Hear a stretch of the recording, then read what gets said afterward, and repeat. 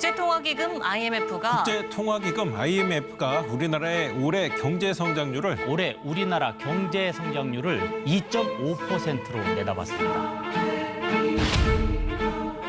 고물가, 고금리 여파로 고물가와 고금리 등으로 최근 물가가 크게 오르면서 눈 뜨면 물가 오른다는 말이 실감나는 요즘입니다.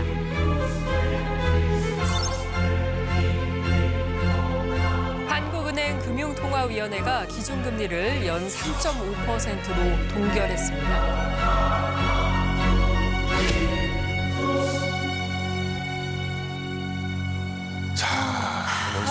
여기까지 오기 위해서 달려왔다고 봐야 됩니다. 예. 그러니까 뭐 살림살이 나아진 게 하나도 없다고들 얘기를 하시니까 맞아요. 물가 계속 올라 있고 자영업 폐업이 역대 최대치까지 올라갔다 뭐 이런 말도 제가 신문에서 봤어요. 네, 많이 힘드세요, 맞아요. 진짜. 약간 예. 이런 것처럼 되게 경제에 대해서 이야기가 지금 많잖아요. 그러면 지금 현재 우리나라 경제 상황은 어떤 상황인 거예요? 두 문장 정도로 말씀드릴 수 있을 것 같아요. 온도가 올라가서 봄이 점점 오는 것은 느껴지는데 따뜻함을 느끼지는 못하는 상황. 온도계의 숫자는 올라가지만 그래요? 실제로 내가 느끼는 따뜻함의 정도는 굉장히 변함이 없는, 여전히 조금 차가운 그런 상황이라고 볼 수 있을 것 같고요. 수치적으로는 괜찮다는 얘기네요. 네, 그런 측면에서 반쪽짜리 성장이라고 볼 수 있을 것 같습니다. 수치적으로는 1분기 같은 경우는 1.3% 성장으로 깜짝 성장을 했습니다. 이게 시장의 기대보다 훨씬 많이 성장을 했던 건데요. 2분기에는 지금 보시다시피 다시 마이너스 0.2%. 마이너스 한 분기만에 왜 역성장을. 저러지? 한 분기만에 확 마이너스로 떨어져요. 2분기에 이렇게 적게 오히려 역성장을 한 것의 이유 중에 하나는 1분기에 많이 성장했기 때문에 저희가 기저효과가 있는 것으로 보여지고요.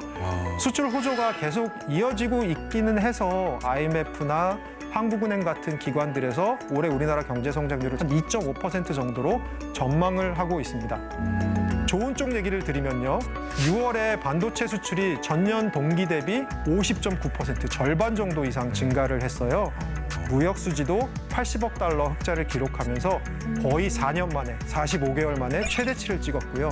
상반기 기준으로 봤을 때도 2018년 이후에 최대치인 231억 달러의 무역 흑자를 봤거든요. 아니 그래도 아무리 그래도 우리가 엔저가 많이 있으니까 영향을 좀 받을 줄 알았는데 괜찮네요, 일단.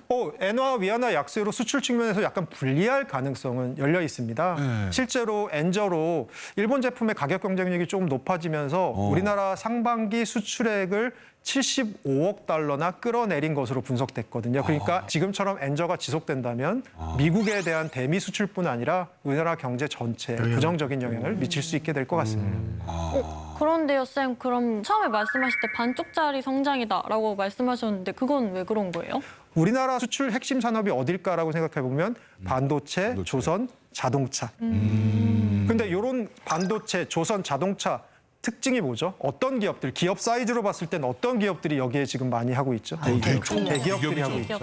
그런 측면에서 중소기업이나 소상공인, 자영업자들에게는 그 온기가 온전히 전달되지 않고 있는 반쪽짜리 성장인 거죠. 큰 데만. 그리고 저희도 사실은 인플레이션이 발생하면서 고금리로 내수가 오랫동안 침체되었습니다. 그래서 소상공인이나 자영업자들의 소득이 크게 늘지 못했고요. 가계, 부채가 굉장히 높아지는 상황이 벌어졌습니다. 이렇다 보니까 지난해 폐업을 신고한 자영업자만 100만 명에 육박한다고 합니다. 폐업 사유 절반이 사업 부진으로 금융위기 당시인 2007년 이후 역대 두 번째로 많다고 하는 그런 상황입니다. 이게 약간 코로나 때 그래도 버티다가 그러니까. 드디어 진짜요. 네. 코로나 때보다 지금이 더 힘들다, 그렇죠? 지금이 더 힘든 석천이 형이 많이 다니잖아요. 네. 네. 쌤, 우리도 유럽처럼 미국보다 먼저 금리를 인하하는 그 방법을 쓰면 어떨까요? 좋은 생각일 수 있는데요. 오히려 한국은행의 반응은 천천히 서두른다라는 원칙을 강조하고 있습니다. 조금 이상하죠. 천천히 서두른다고요? 천천히 서두른다. 오늘 왜 이렇게 확실히 많이 들은 사람들이 없어? 역시 선생님 경제학자십니다. 이게 뭐야? 술은 먹었지만 음주운전 하지 천천히도 않았다. 하지만 서두르기도 하죠, 보통 저희는. 얘기할 때 친구들한테 천천히 빨리 와. 네, 빨리 와. 그렇습니다. 그래서 금리를 낮추기에는 지금 환율이 여전히 높은 상황이고요. 그리고 저희가 또 무시할 수 없는 게 올해 11월에 있을 미국 대선에 대한 리스크인데요. 트럼프 전 대통령이 당선될 경우에 금리 측면에서의 리스크, 관세 측면에서의 리스크가 있을 수 있고요. 그리고 미국이 내리지 않았는데 우리가 먼저 내렸을 때 환율 측면에서, 자본 유출 측면에서 어떤 일이 벌어질 수 있을지 사실 예단할 수 없는 상황이기 때문에 쉽게 결정할 수 있는 그런 상황은 아닌 것으로 보고 있습니다. 그래서 아마 궁금하실 게 한국은행이 그럼 어떻게 할 거로 생각하느냐에 대해서 그 궁금합니다. 부분입니다. 그러니까 우리가 어떻게 한국에 돼요? 계셨잖아요. 이게 내려가요 올라가요. 선생님 지금 9월이면 중요합니다. 그때쯤에. 네, 그렇습니다. 한국은행의 금리 결정이 8월에 있고요. 그다음에 10월에 있습니다. 아, 자, 한국은행의 금리 인하는 제가 생각하기에는 미국이 먼저 내리고 나서 할 것 같습니다. 왜냐하면 우리나라 물가 상승률을 봤을 때 인플레이션이 다시 튀어오를 것이다라는 것에 대한 걱정은 조금 덜어진 상태고요. 거기다가 고금리 상황이 조금 오래 지속되면서 건설, 부동산 업종 대출뿐 아니라 자영업자의 가계부채 연체율도 최근 들어서 빠르게 올라가고 있습니다. 예를 들어서 급전이 필요한 분들이 카드론을 써서 카드론 잔액이 40조 원을 넘어섰습니다. 그러면 이렇게 카드론을 내신 분들이 또 부실 상태에 놓이게 되면 이게 카드사의 부실로 넘어가게 됩니다. 금리가 올라가면 네, 계속 그래서 오르면. 금융시장 리스크까지 번질 수 있는 가능성이 있기 때문에 9월에 미국의 연준이 금리 인하를 한다고 하면 우리도 바로 금리 인하를 하는 상황으로 갈 것 같습니다. 근데 금리 인하가 만병통치가 아니지 않습니까? 물론 그걸로 이렇게 해결이 되면 좋겠지만 지금 방금 말씀하신 가계부채 아니면 우리 내수부진, 뭐 부동산 가격 꼭 금리 인하는 답이 아니니까 좀 다른 걸로도 이렇게 조절하면서 같이 가야 되는 뭐 그런 방법은 좀 없습니까? 네, 이분은 관둬서 방법이 없습니다. 빨리 도와주십시오. 관둬서 모르니까. 네, 저희가 금리를 사용하는 정책을 통화정책이라고 하고요. 그 또 한편에는 재정정책이라는 게 있죠. 재정을 사용하는 방법이 있긴 합니다. 최근에 정부가 하반기 경제정책 방향에 대해서 발표를 했는데요. 이 안에 뭐가 들어가 있냐면 소상공인이나 자영업자에게 맞춤형 지원 대책을 마련하고 최대한 82만 명 정도의 소상공인의 채무 부담을 좀 덜어주는 방향으로 가겠다라는 내용을 담고 있습니다. 그리고 이 외에도 폐업 지원 확대 등의 재기를 뒷받침할 새 출발 희망 프로젝트를 준비하고 또 물가 안정과 생계비 경감 목적으로 공공요금 인상도 향후에 최소화할 것을 발표한 바 있습니다. 선생님, 그렇다면 말이죠. 마지막으로 우리가 그 경제가 대외적으로 굉장히 안 좋은 상황에 놓여 있지 않습니까? 영향을 진짜 많이 받을 수밖에 없는 나라인데 이걸 극복하기 위해서 정작 우리들은 저희 국민들은 과연 뭘 어떻게 해야 될까요? 제가 생각하기에는 한 2가지 정도의 중요한 포인트가 있다고 생각합니다.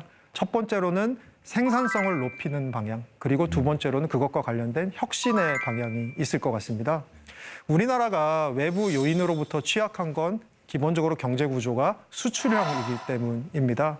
그래서 앞으로는 이 구조를 조금씩 바꿔나갈 필요가 있다고 봅니다. 장기적으로는 내수를 좀 키워야 될 거고요. 그리고 국내에서도 고부가 가치 중심의 투자가 꾸준히 이루어질 수 있는 여건을 만들어야 합니다. 예를 들어서 우리 예전에 어떻게 우리나라가 이렇게 경제 성장을 빠르게 할 수 있는 중진국에서 선진국으로 넘어갈 수 있었던 모범 국가가 될 수 있었냐고 여쭤보면 아마 전 세계에서 필요한 제품들, 고부가가치 제품을 중심으로 빠르게 우리나라가 업종 전환을 한 게 큽니다. 예를 들어서 섬유를 하던 나라가 전자를 하고, 전자를 하던 나라가 조선을 하고, 조선을 하던 나라가 자동차를 하고, 자동차를 하던 나라가 반도체를 하게 된 거죠. 그러네. 그런데 반대로 생각해 보면 우리가 반도체 다음에 먹고 살 대한민국의 먹거리가 무엇일까라고 여쭤보면 아마 그것에 대해서 대답하시기는 조금 힘들 것 같습니다.